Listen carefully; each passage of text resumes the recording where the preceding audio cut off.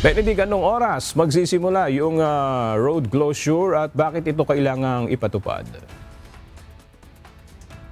Magandang tanghali aga, ayon nga sa Metropolitan Manila Development Authority, para dito sa partial lane closure ay permanente itong nakasara sa publiko hanggang sa matapos ang konstruksyon. At para naman dito sa full road closure ay magsisimula ito ng alas 10 ng gabi hanggang alas 4 ng madaling araw. Tigdalawang linya sa EDSA northbound at southbound ang isasara para sa partial road closure na ipatutupad ng MMDA, katuwang ang Quezon City Local Government Unit at contractor ng MRT Line 7. Ito ay para bigyang daan ang paglalagay ng tower support bago itaas ang girder o ang istruktura na siyang magiging daanan ng tren.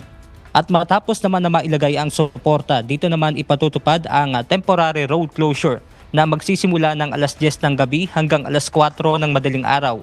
Sa inilabas sa Traffic Management Plan ng MRT Line 7, isasara ang northbound o North EDSA sa pagitan ng Landmark Trinoma at Unified Grand Common Station simula February 1 hanggang May 19, 2026. Habang ang West Avenue at EDSA simula naman sa March 24 hanggang April 29, 2026.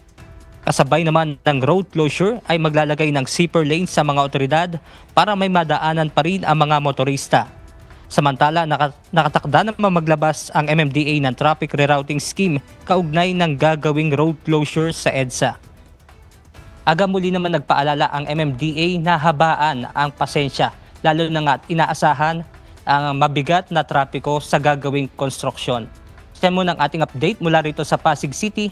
Balik sa inyo dyan, Aga. Maraming salamat, Benedict Samson.